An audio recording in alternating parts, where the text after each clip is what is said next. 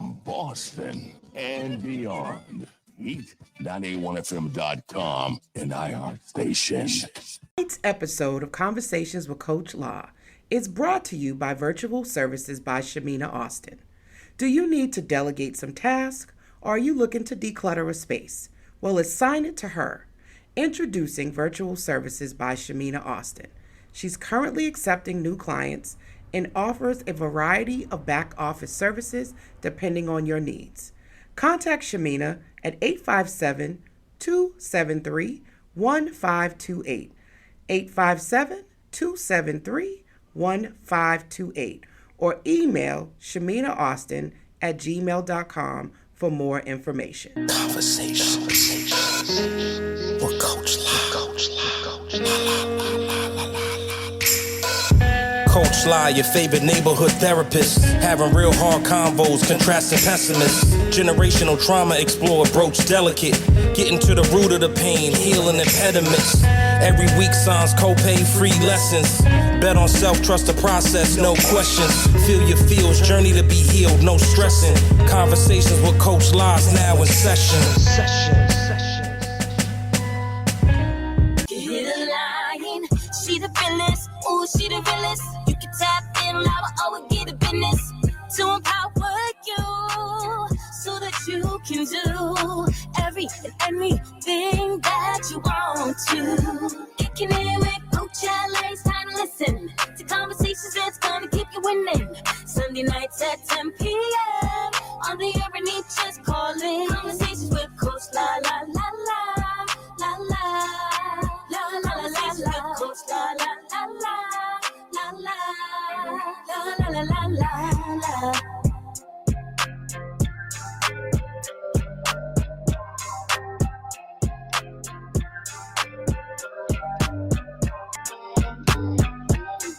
Hey, welcome to another episode of Conversations with Coach La La La. How y'all doing tonight? Woo, I tell you, Sundays be moving and shaking for your favorite around the way therapist, but I am here. I am in the building. I am in the driver's seat. I hope y'all can hear me well and get my sound right going on over here. So, oh my goodness, it has been a lot going on over these last few days. So yesterday I did an event with 1102 and Blue. It was a fundraiser to revitalize their event space on Blue Hill Avenue. So shout out to them. Some of the city officials came through, like Julia Mejia and Liz Miranda. It was really, really an awesome time. Shout out to Parties from Up Above. Shayaka, she did her thing. I really just love seeing the community come together and support one another. So that was a beautiful thing to be able to see. Now, you guys know season 7, we've been bringing all the heavy hitters and all of the individuals that have so much insight on healing. And we've been digging into the past. And, series 2 has been all about doing that self-work. So tonight on Conversations with Coach La, the whole thing is to bring it all together, right? I like to make the connections and bring everything, all the pieces together. And I had the opportunity to get reintroduced to someone I actually knew from, I would say maybe childhood, maybe be a good way to put it, my sister's friend. And come to find out, she has her own podcast. And what I loved about this is that her podcast couldn't have been better positioned, because I've been talking about being positioned to everything that I had planned for season 7, and to find someone who had all of the pieces, right? So the spiritual piece of it, the trauma history piece of it, the inner child work piece of it, just like the family drama piece of it, the pulling it all together and doing service and being able to take your pain and make it into your passion or your purpose. She just has all of the elements, right? And so I said to myself, wow, thank you, Lord. Thank you for bringing different people across my path to be able to introduce to the audience. Because, the whole point of Conversations with Coach La is to bring folks to the table and to really open up what it's like to talk to a therapist, but also to have these really difficult conversations, because we all want to heal. I think most people want to find happiness, find peace, have better relationships. So tonight we have Bostonian, born and raised. Not only that, she started her first episode of her podcast back in October 2020. She is an ordained minister. She actually became a minister in 2010 out in Fitchburg, Massachusetts. She also has been doing work in the correctional facility, working with women in Framingham and ministering to them, which I thought was really great, because sometimes we have to come outside of the constructs of the traditional church to be able to bring spirituality and bring healing and bring Christ into places where most people maybe will not want or don't feel comfortable going into.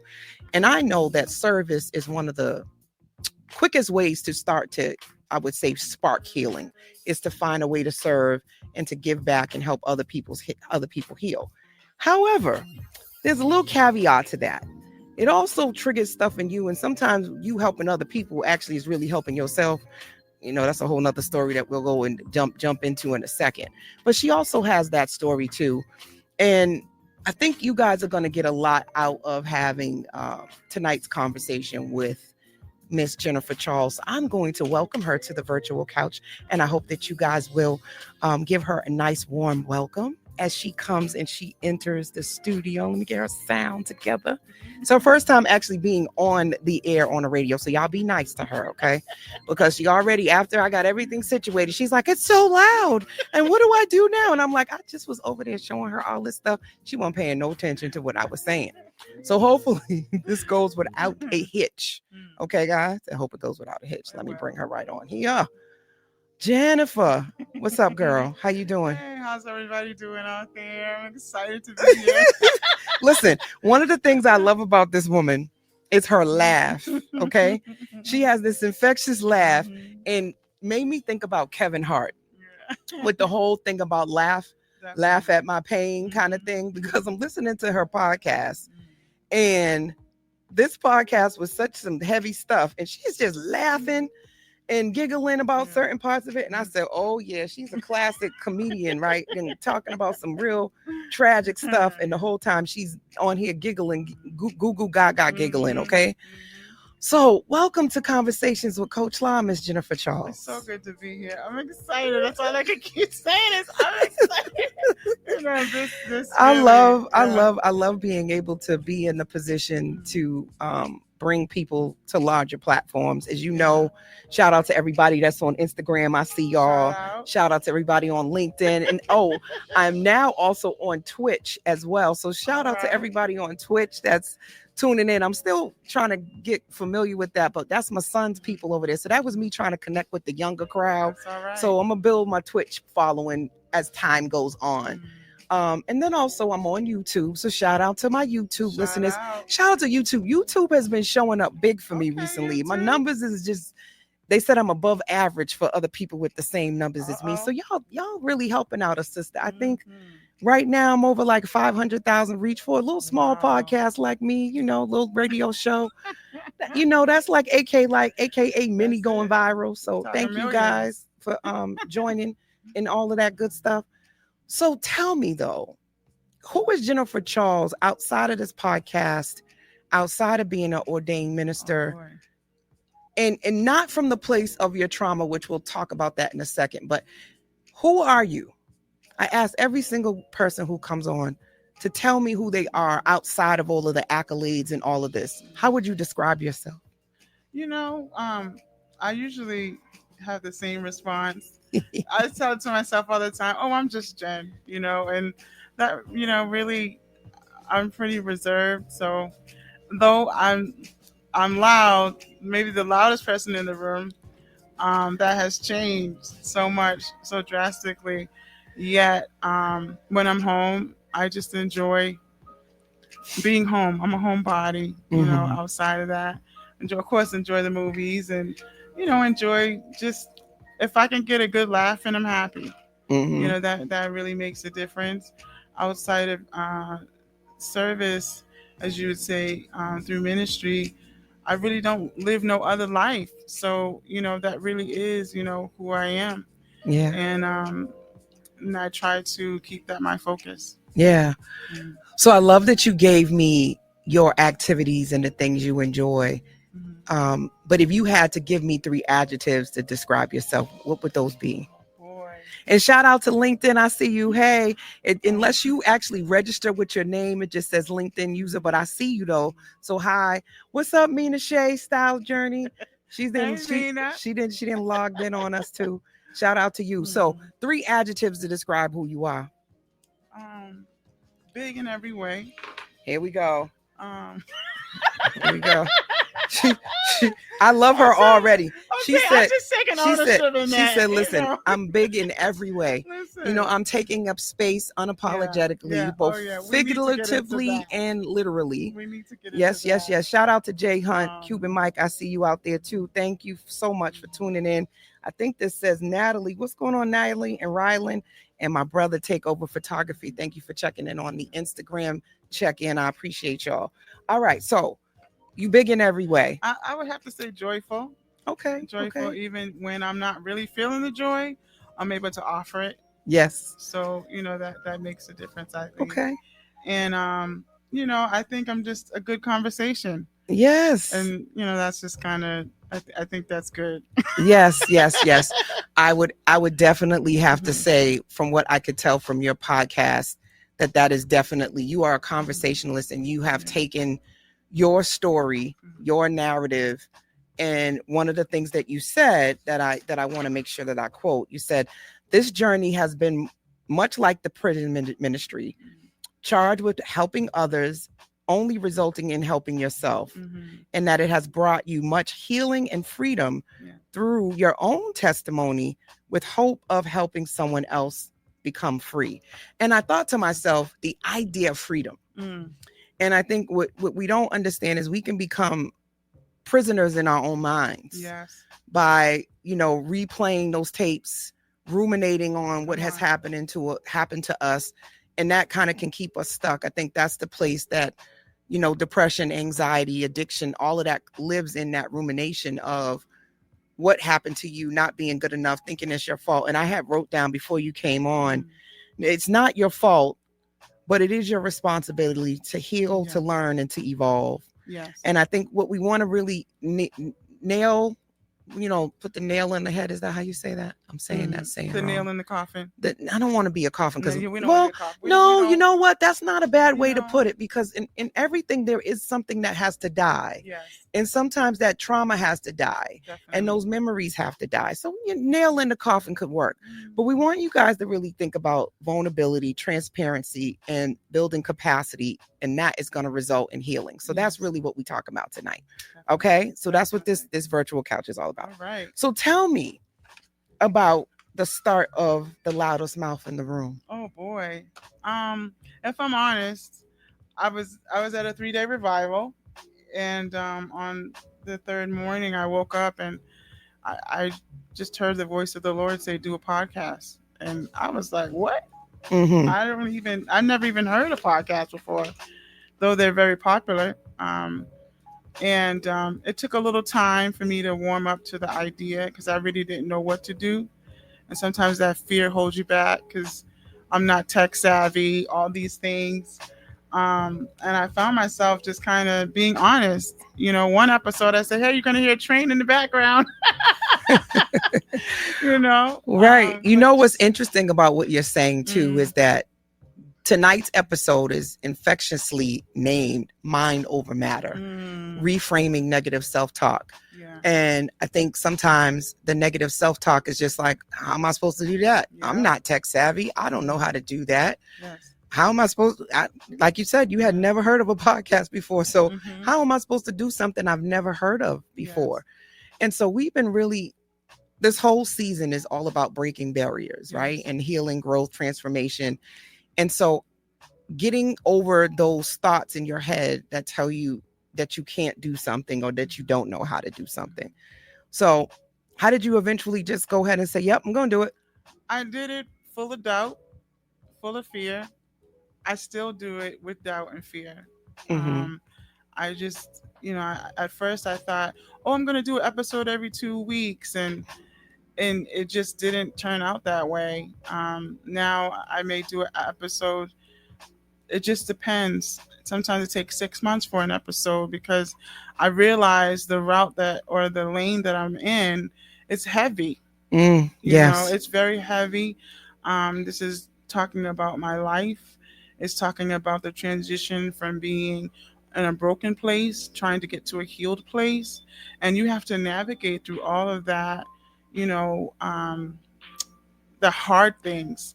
And it made sense to do an episode when I feel like it's time to do an episode instead of following the wave of, oh, it's been 2 weeks or it's been, you know, so that when I give an episode, I'm giving you something of value.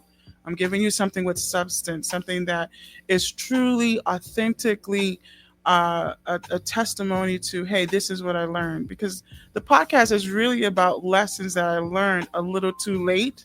So there's always going to be a relation to something somebody did, unfortunately, or something that I did. And what the she be telling all her business on this podcast.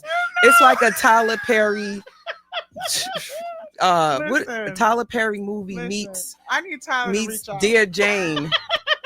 That's what it's like, right? And I'm sitting there and I'm like, oh my goodness. Oh no, what? Tyler, I need you to reach out. Listen. It's definitely thought-provoking and inspiring. So that takes us to my new shout out to my transitional little things I got today. So I want to give a shout out to Payne. DJ Payne hooked me up with these. So next up, we're going to talk about what does therapy mean to you? And I messed it up. I messed it up because I didn't take you off the screen. Okay, we're going to run that back, y'all, because you know I got to run it back because I'm learning new stuff on my show. Okay, one more time. Here we go. Okay. Yay, it worked. So what does therapy mean to you, right? Because as you were telling all of these things on your podcast, I was sitting there and I was like, how did you even work through that? And I had Bishop Dickerson come on and we were talking about the intersection of spirituality and therapy and having both. So for you, what does therapy mean to you and how did it play into your healing process? I've never sat on a couch, but I realized, you know, shortly after starting the podcast that I'm providing a couch for someone else. In that I have to be strategic in knowing what direction I'm going in with what I'm saying and allowing it to be therapeutic for me. I'm not just telling a story because it's a bad story or it's, you know, oh, this is going to shock you. You know, I'm telling it, but I really am looking to find my own freedom and my own healing through that process. I hope that answered your question. No, you know, I kind of feel like I didn't. No, you're doing that in terms of, I like bringing people on the show who haven't sat on a couch. Yeah. Contrary to popular belief, every single person doesn't need to go to therapy, and we have normalized it to a point that sometimes we can weaponize going to get the help, which is why some people don't want to go get the help, because then it translates to something is wrong with you versus it being something that is for self-discovery and self-care and just overall helping you feel better, right? It's like you go to your doctor's appointment and there's maintenance and you just go because it's a way of making sure you know what's going on with yourself. Yes, you go when you're sick or when there's something wrong, but most of it is just to make sure everything's just on track. Yes. Therapy can be like that. It doesn't necessarily have to be that something is wrong with you because you go to therapy. Everybody has mental health, guys. Let me say that again. Let me look at you. Yes. Everybody has mental health, just like you have physical health. So everybody has to manage and take care of their mental health. Now, does that mean you need to go to a therapist? Not necessarily. You could do that just by reading and exercising and taking good care of yourself and really taking accountability for your own actions. Yes. Because sometimes I think we just blame everything on people. And again, I said earlier, everything's not your fault, right? And when you were talking about on your podcast, sexual abuse and just being part of a blended family, that's none of that could you ever have controlled. Correct. Right?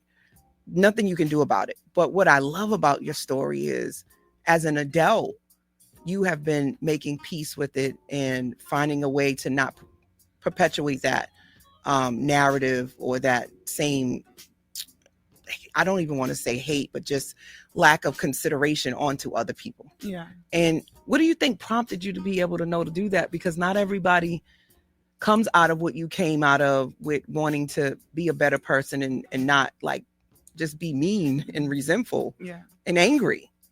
Yeah. I think it this may sound a little ebonic, but I think it'd be in there.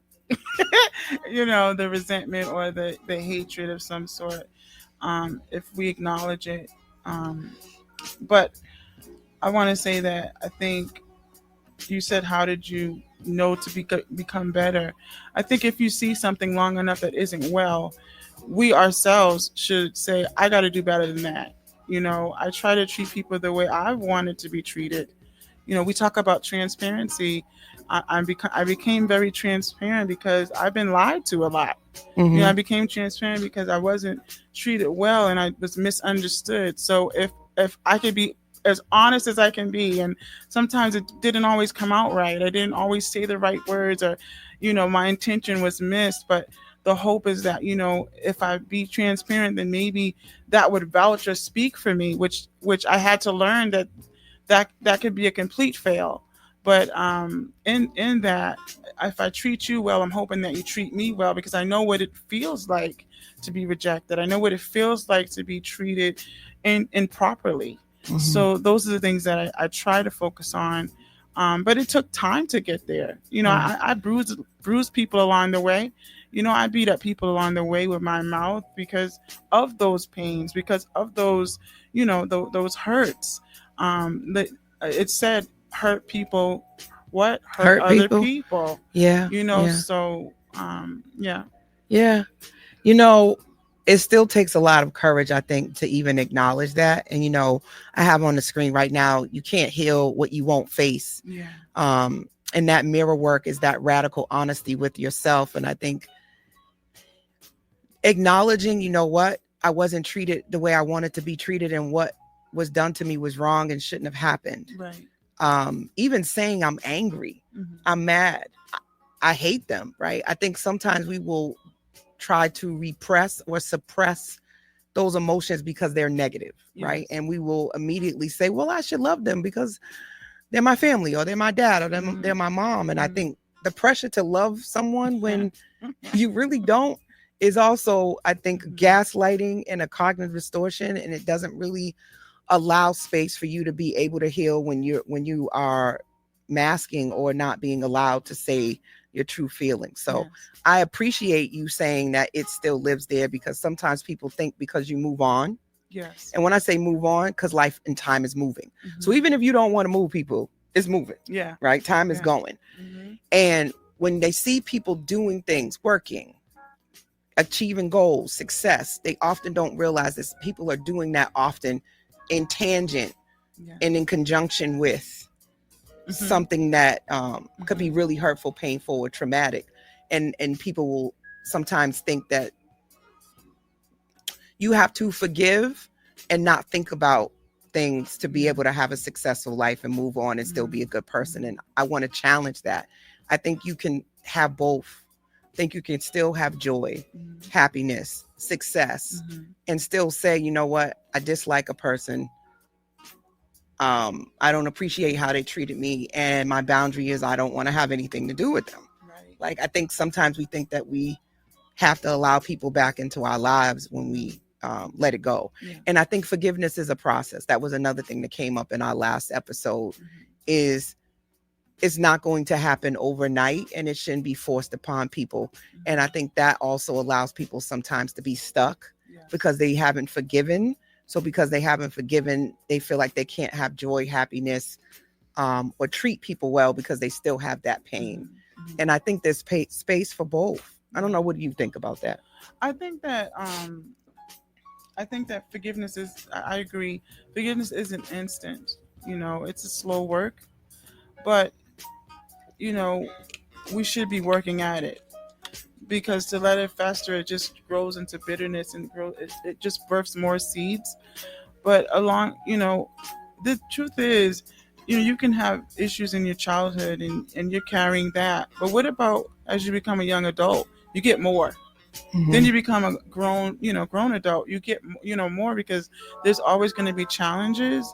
And so when we talk about, forgiving, and we talk about pretty much just existing with pain, the best outlet is, as it's been said, we do need to speak to people that we can trust, that can help us navigate. I like how, sometimes we need a mediator, a marriage, they need a mediator, someone who isn't a close in quarters with the couple. They have to mediate the situation because they can give a biased opinion and help them through it. And sometimes we need to speak to someone who may not be so close, to the situation. And it can become very helpful in that. I do. I think that sometimes just new information in general, Definitely. right? Different perspectives help you to sort of decide if you are ready to let it go. Yes. How is holding on to it holding you back? And sometimes I think we hold on to things because that's the only action that we can take. And that's our way of allowing anyone that knows to know that something bad happened to you and you're still upset about it. Yes. So it's like, what else can I do? I feel like I don't have any other power and control. So this is what I have control over, is my forgiveness, right? The only thing is often the other person has moved on, gone on with their life, and they have no clue that you are not living your full life. Yes. Right. And so that's why people say forgiveness is more for you. So I challenge, and I put this out here, and I know this is very controversial. What if I said you don't have to forgive the person? Let's stop making that the goal. And the goal is just for you to do more things that you enjoy and to stop allowing that to not allow you to live in the moment. Maybe the idea that it's constantly pressed upon that you need to forgive to let go. And because you're not ready, then that gives you the permission to stay stuck.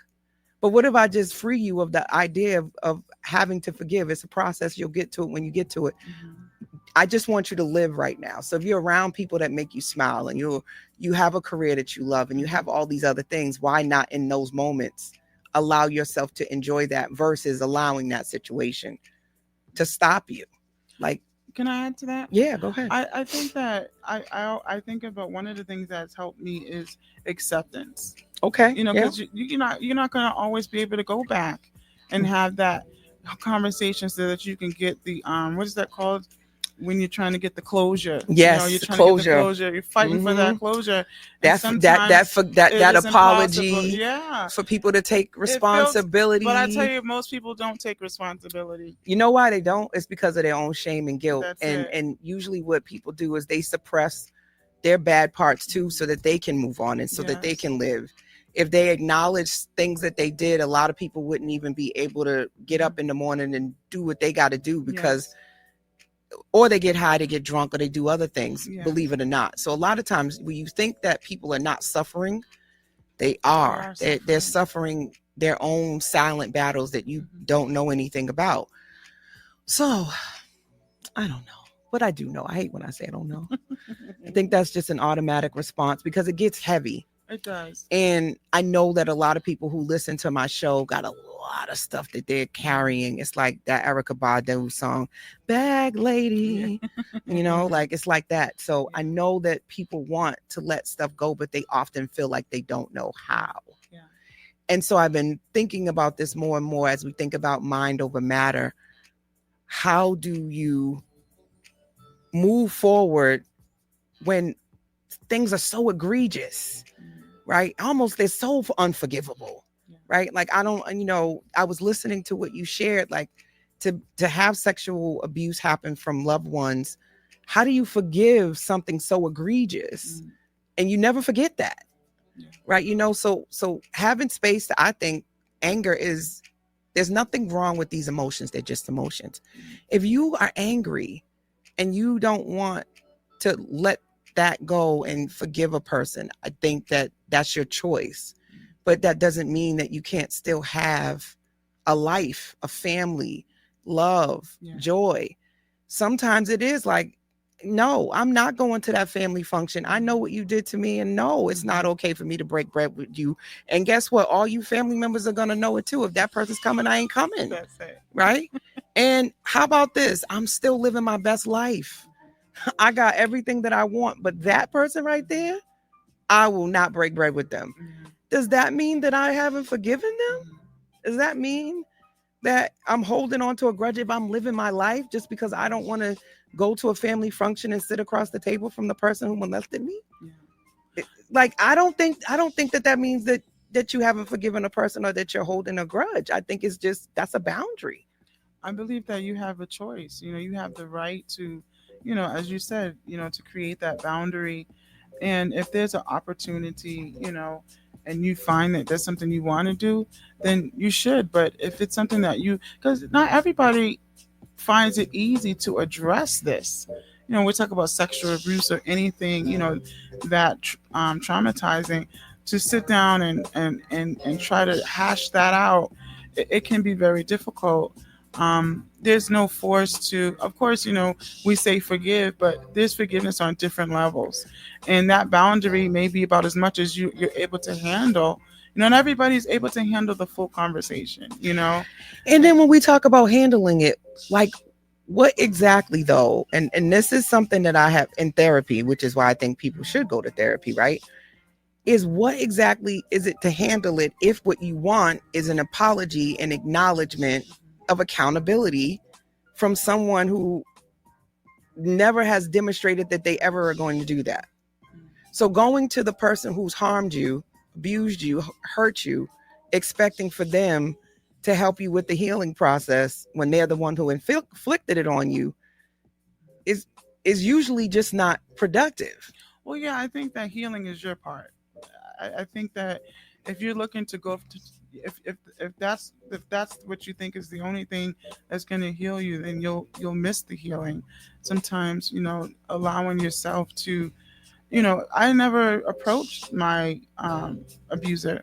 Mm-hmm. I never went to him and said, hey, why did you do this? And we had plenty of Thanksgivings. We had plenty of Christmases, he couldn't really look at me. The conversation wasn't, really there, but, and it was not really something that I wanted to address. And Mm-hmm. when I did address it, I addressed it on the podcast. Right. I didn't really have that opportunity to, do the face-to-face.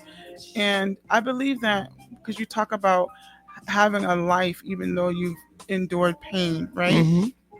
I believe that we have to think of, who we want to be. Who do you want to be?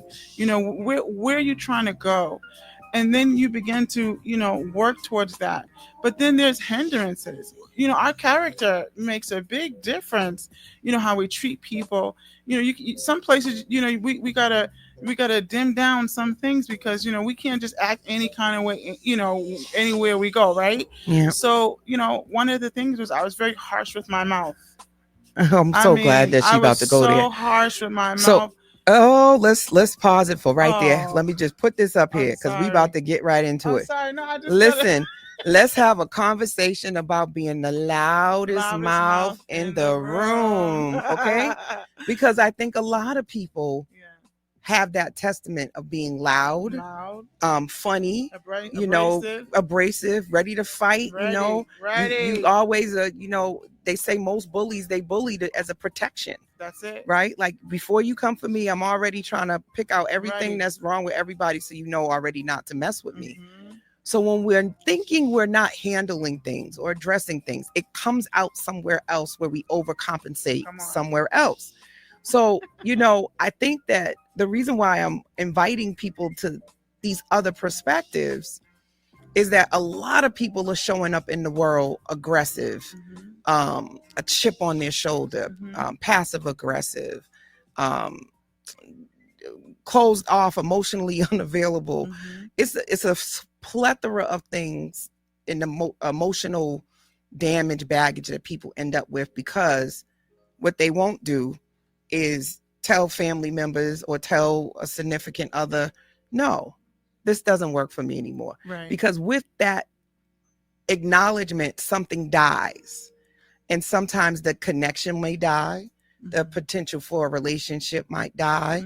The idea that they're supposed to love you might die, because again, you're not supposed to do that to me if you love me. Correct. Right. And just because you have a title of, mother, father, sister, brother, doesn't necessarily mean that you have the characteristics or the behaviors or even the emotional capacity to really fulfill that label. And I think because they have those labels, we have those expectations of these individuals, and sometimes they fall short. And that's really the radical acceptance. And you talked about that, is that your family members never, ever made space for what you were making space for, which was for you to be their sister, their daughter. And coming to the terms with that is part of the healing. But that doesn't mean that now I want to have a relationship with you and I want to go to Thanksgivings. And you said that. You was like, well, we don't have to pretend anymore. Now we're all free. That's it. Right? You said we don't have to pretend anymore. We're all free. And I think that although I know that's hard, sometimes we're sad because we're looking for people who have titles to show up in a particular way, because society says your mother should love you, your daddy should protect you, your brothers and sisters you should have a good rapport with. But what happens when that's not your truth? Yes. And you can't move forward and let that go. And they say, forgive them. Forgive them? Forgive them for not wanting to not wanting to have a relationship with me? No, how about I accept it, I let it go, and I look at, I have sisters that's part of my sorority, or maybe I have my church sisters, or maybe I gotten married and I have sisters and sister-in-laws, or maybe I just got sister friends that treat me like sisters, but I still want that from those people. And because I don't get it from them, I have this whole gaping hole that I will never, ever close. And that's what's keeping me stuck. But what if I just let it go? And I stop looking for it from them, and look how I'm blessed with all this love and attention and sisterhood from over here. I'm inviting people to look at what they do have and what is going right. Because you talk about planting seeds of hope. And I think sometimes this pressure to forgive is precisely what's keeping people stuck, because if they can't give the forgiveness, they can't be free.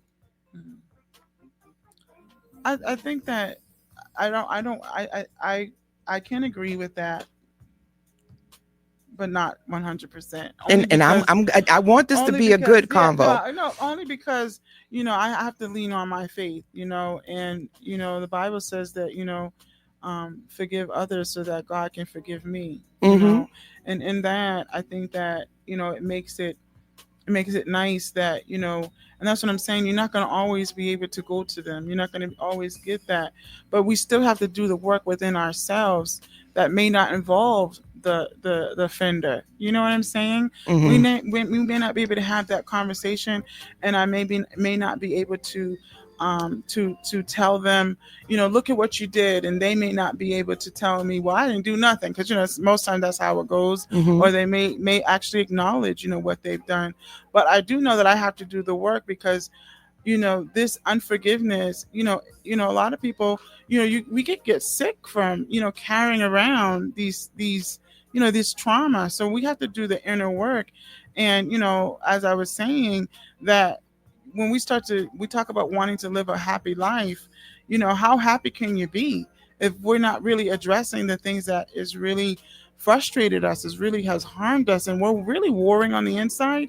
So I really do believe in, the power of prayer, that, we can find it in ourselves to be accepting of what happened, and also forgiving, the offender, and then we're able to move on. And now we can start focusing on, the things that we need to fix within ourselves, because of the trickle effect of that pain, of that drama. It carries with us, and it changes us, and life shapes us. And sometimes we need to break that mold, and revert to an innocent place where, I've had to do the work. I've had to go back and be soft again. And it's not easy, because I'm like, whoa, they just punked me. But, that's not that for real. Like, what did she just say? Did he just, Right. But, right. It's a work that, I desire, because I want to be better. And so if in order to be better, for me, because everyone may not agree. But in order for me to be better, I have to forgive, because you know what? When we forgive, we don't have to think of it anymore. We don't have to torment, because it torments us. You know, I can't believe that. I can't believe she. I can't believe he. But you know, if I do the work with the help of God, I need the help of God, because he, you know, and I have to go here because this is who I am, you know. But well, you know, research says and shows that women are twice as likely to ruminate. What's that? Ruminate, to think about something over and over and over and over again, and to play the tape back. You mentioned, you know, forgiveness, and I think often the forgiveness piece we can reframe it and reshift it to forgiving ourselves. Yes. And I think sometimes, again, the pressure to forgive the person who did what they did, for some people feels like the acceptance of what they did when it was wrong. And I can't accept that. My mind won't accept it, right? My mind cannot conceptualize or accept that you would have done that, right? So now it's, what role did I play in it? And for some people, they feel like it's their fault. They feel like it's something they did or didn't do that caused this upon themselves. Definitely. So often what I do is, you need to forgive the little girl who didn't have anyone to tell her what to do, who didn't know how to protect herself, who was still looking for these adults and these people to love her, who was still looking for people pleasing and figured, you know, I just won't say anything and it'll get better or they'll stop, you know, to forgive that, to allow her to be free from, this is my fault and why doesn't anybody love me? And I think when we shift the focus from the people who harmed us to forgiving the pieces that we feel like we are ashamed of or are our fault, we can then put the blame back on who it rightly is supposed to be on, which is that person who did that. That was an adult who should have never done that and should have been punished. Yes. Right. And so by doing so, I give it back to you. I give it to you to figure it out. And you go ask for forgiveness for yourself. Right? Because I forgive the role I played and I'm going to go have my best life and I give you to God. That's how I look at it. Right. And which is me not holding a grudge or being resentful or hoping that you get hit by a tractor trailer or you die. That's the extent of it. But I think for some clients that I work with, that has allowed them to feel more free, because working on trying to forgive the person becomes such a chore that it keeps them mentally in turmoil because they really can't give the forgiveness. Yes. And like you said, it's a process. I don't know if it's going to take you a year, 5 years, 10 years. So as long as you're still working through that, how are you going to do that in tangent? Because you feel stuck, you feel hurt, you're in pain. And the only way you're going to be free is if you forgive the person. So there's your Achilles heel and there's your shackle. Yeah, I know that's a lot. But listen, again, I personally say work on the inner child stuff. So all right. We told you it was heavy. It's heavy stuff. I know a lot of people could even be a little triggered, but here's the positive of this, is that although you may experience this, you already have overcome so much by the fact of you just even getting up every day or even tuning into this show is a desire to do better, to want better, and to feel better. So I want you to focus more on that. And that's really, really what I'm always talking about, is betting on self. That's it. Right? So I got a little thing. I got something for that too. I'm so excited. I'm so excited about my new technology. So y'all look like I've got all this new stuff. So I got my bet on self, right? Y'all see this? Yay. Thank you, DJ Payne. So bet on self moments. We've talked about this on and off air, right? But these are those times where you decide, if not now, then when? If not you, then who? And you really, really make the decision to take control of your own healing. And I think that's where the mind over matter really, really, really, really starts to show up, right? Is how will you make those decisions to heal, to grow, and to change? And for you, what do you think was your defining moment where you started to bet on yourself? I think when I decided to to speak about, it took me 2 years to do that one episode that we're talking about. 2 years in between the last episode that I had done. And I think I was ready for the family to know what you did wasn't right. That's what I'm talking about. And See? I was ready for them to know that I'm no longer a little kid. I'm a full-grown adult. That part. And you're not going to continue to treat me any kind of way. Yep. In order to do that, I had to, blow this spot up. I did. And sometimes people need to feel the sting. Yeah. I'll be honest with you. I didn't really think anybody was listening.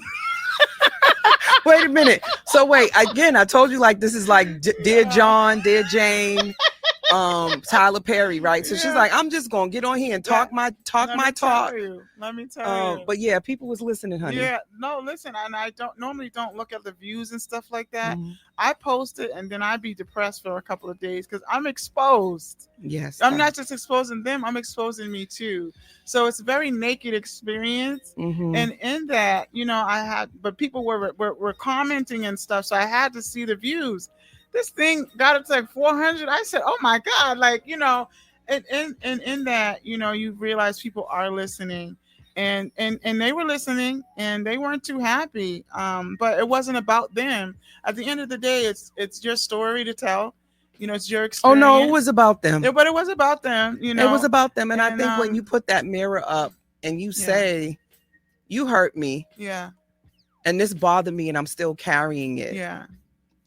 And this is why I go back to, I think when you do that, to me, that's the catalyst for forgiveness because you give it back to them. Yeah. As long as you're holding the secret and you're holding space that you're still trying to break bread with them and you're still seeking out their validation, you're still looking for their love, they never ever really have to acknowledge what they've done. And can I say, after that episode, everything you just said, like the need for the validation, the need for their love, the need for their, attention or whatever, all of that just ceased. Like it was so freeing. It was like a ball and chain.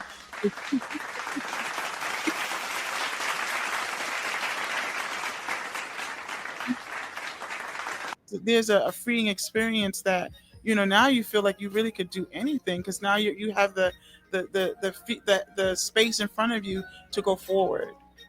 If that makes any sense. Mm-hmm. It makes tons of sense. So yeah, I agree. Like big time sense. I agree. Oh, there we go.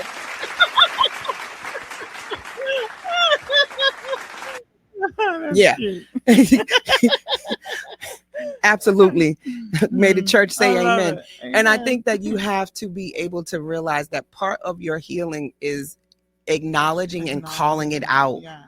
Right. And I know for a lot of people, you don't do that because you want the relationship still. Come on. Come on.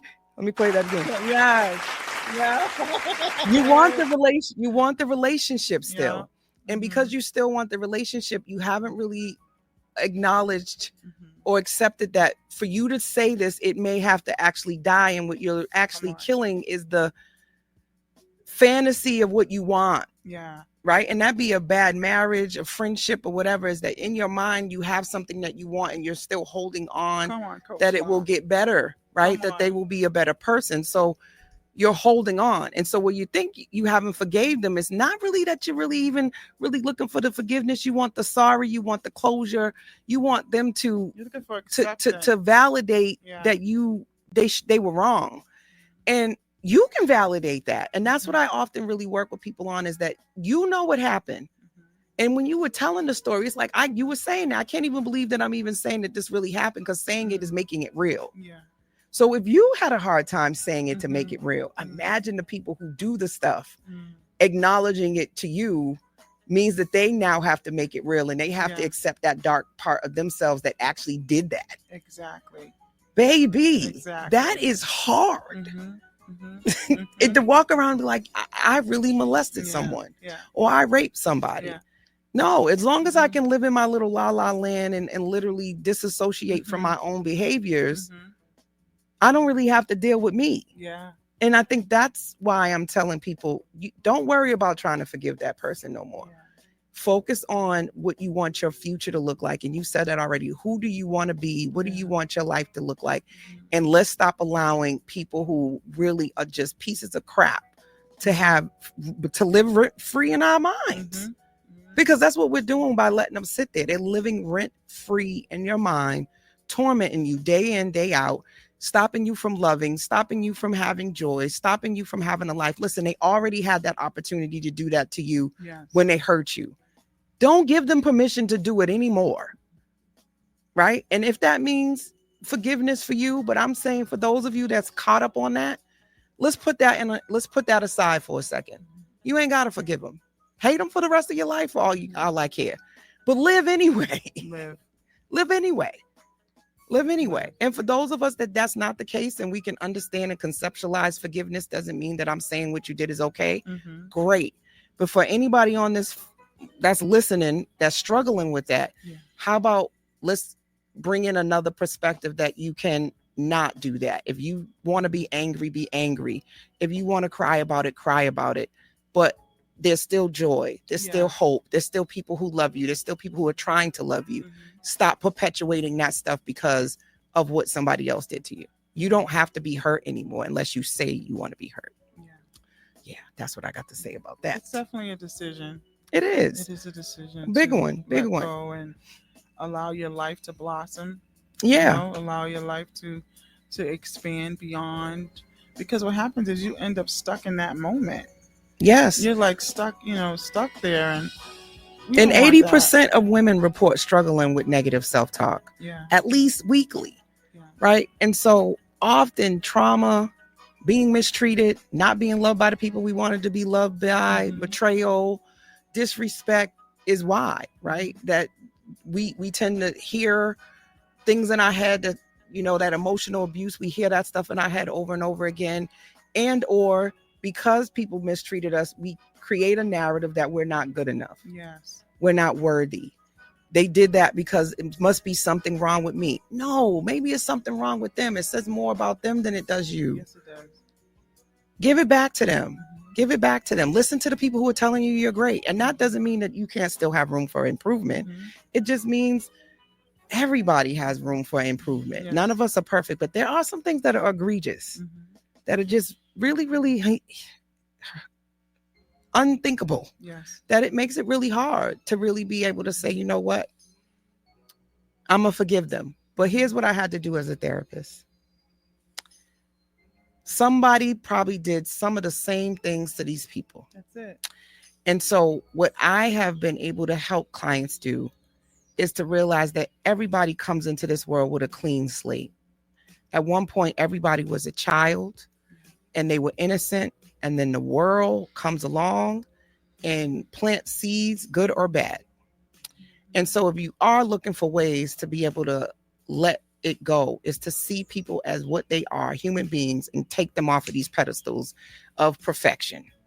And by you doing that, you also take yourself off of a pedestal of perfection. Most people have no clue what the heck they're doing, contrary to popular belief. What do you think about that? I agree. I think that one of the things you talk about pedestals, it leads me to something that a lot of times we also go and try to replace the people that couldn't love us. So we get a new mother, we get a new father, and we put them on the pedestals, and then they end up disappointing us. And now we're dealing with double trauma. And I just believe that, understanding, as she said, we all have things that we're working through. We come through to the world. We are innocent, but then the world happens, to us, right? Yeah. And so, understanding that everybody's weak. Everybody, has a place where they may not come through the way you want them to. And so the best thing we can do is appreciate who's there for us, appreciate who, picks up the phone when we call, appreciate those that showing the love that, we're able to receive. But even if you don't have anyone telling you you're great, find it in yourself to tell yourself that you're great. Find it in yourself to say, you know what, I'm pretty good at this, and maximize on that. So I think that we have a job to do, to work on, as you said, because we talk about the thoughts that we have those critiquing thoughts, right? And sometimes it's what we pour into ourselves. So we have to counteract those negative thoughts with something positive. So in that, we have to pour into us something that is going to tell us a different truth. Listen, you guys have been tuned in to Conversations with Coach La. I am your favorite around the way therapist. We are Boston's only Black-owned radio station that's on iHeartRadio. And you have been tuned into the virtual couch right now. We've been chopping it up about a heavy topic, which is mind over matter. How do you really start to move forward when you do have a traumatic past and you do have things that you ruminate on and you have this negative self-talk that's holding you back? How do you move forward with that? And we've been giving you different strategies and different ways of looking at that. I can't believe it. Like we are moving right along in this conversation. Now my clock says we got about 10 minutes. Wow. I often, because I still right now as an almost 50-year-old woman, can y'all believe I'm almost 50? You don't look it. I'm almost 50. And,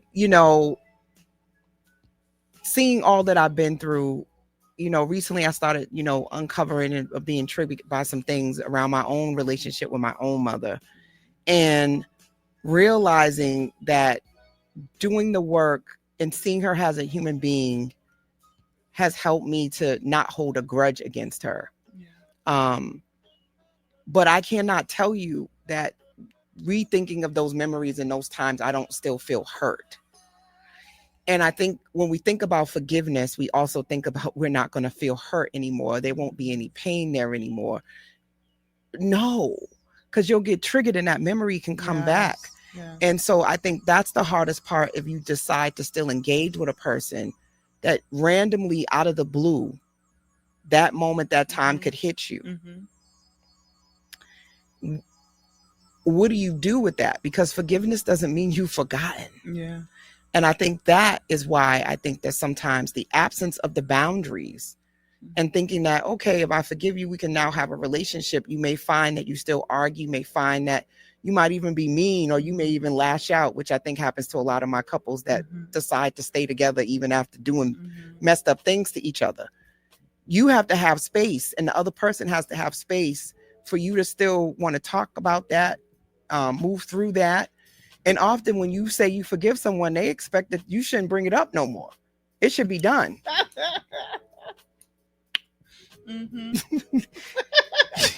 You still on that? You still thinking about that? You ain't moved on from that yet? Here we go again.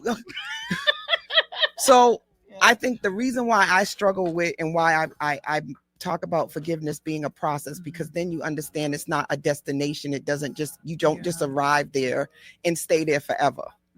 You get to a place of radical acceptance.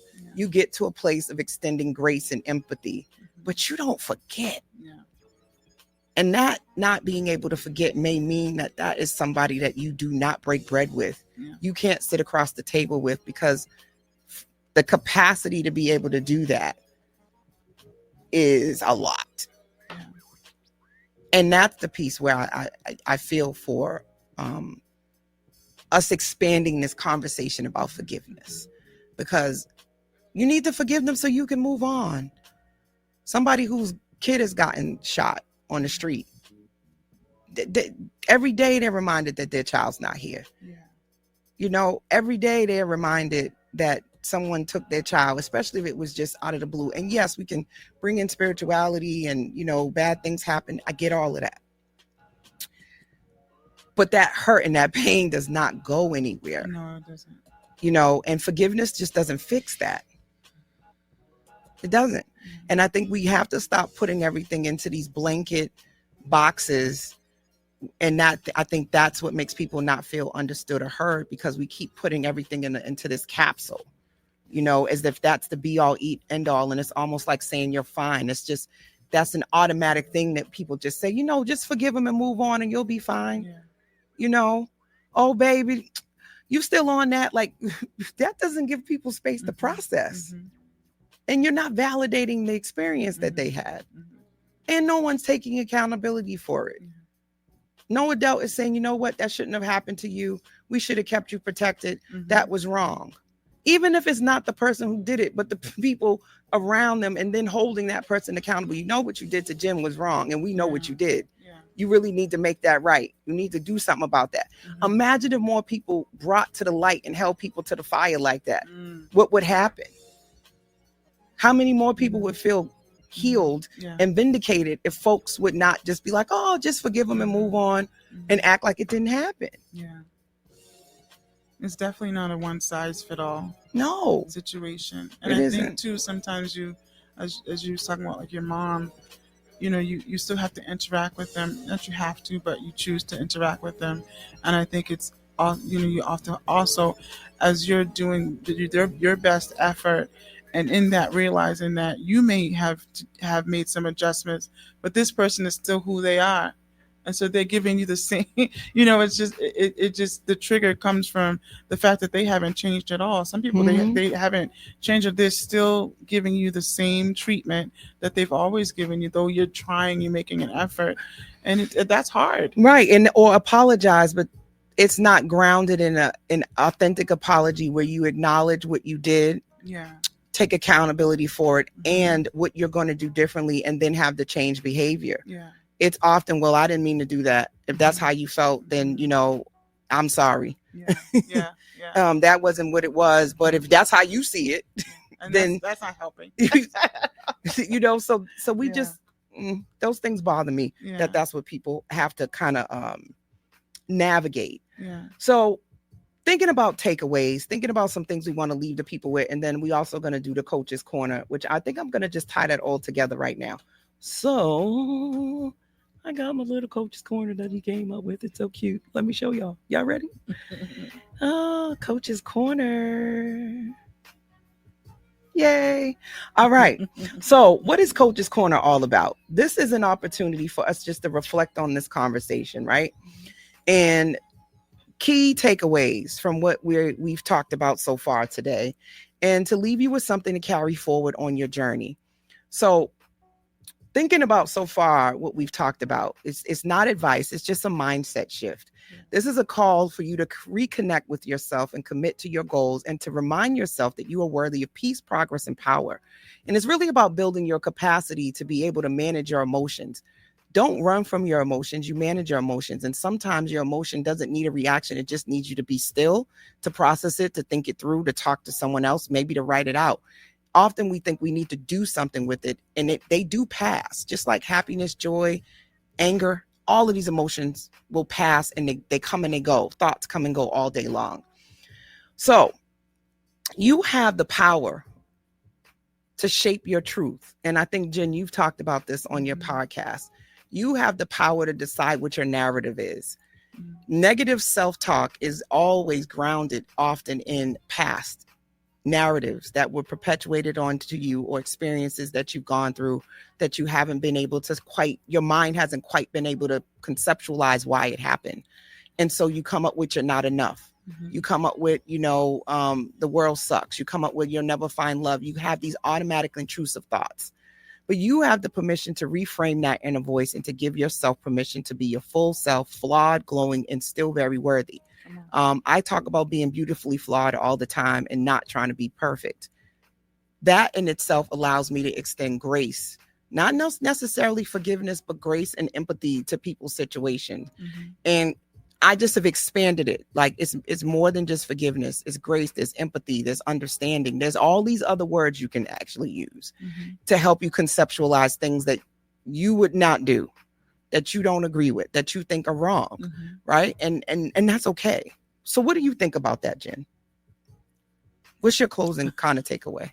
Yeah, I'm throwing it back at you. I see. I think that forgiveness can be a powerful thing. And I think that it's an individual work, but it's necessary. Yeah. And the hope is that we're able to go forward in spite of. Yes. and that, whatever it may take to just take one step so that we can take the next step. Yes. That's going to make the difference for you. And that's what it is about at the end of the day. It's about making the steps for you to get to the life you desire, to have the mindset you desire. And the peace that comes with that is worth the journey. I agree.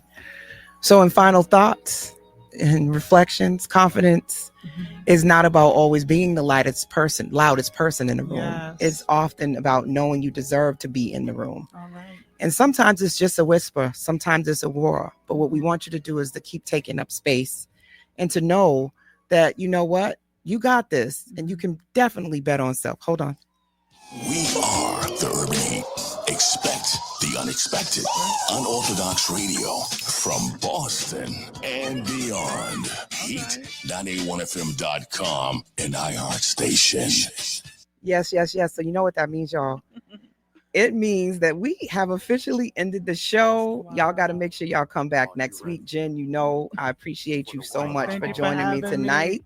Thank you for listening and watching. Yes, thank you, everybody. So listen, next week, we're going to be talking about refining success, professional, personal, and financial growth. So you don't want to miss the series 3 of season 7. Y'all have a good night, and y'all make sure you keep betting on self. Bye. Shout out to Coach Live. Coach LA, it's time to listen to conversations that's gonna keep you winning. Sunday nights at 10 p.m. on the Urban Eat, just call it. Conversations with Coach La La La La La La La La. Conversations with Coach La La La La La La La La La La. If you got something on your mind, you can call him, you can hit a line. She the realest, ooh, she the realest. You can tap in, loud, always get a business to empower you.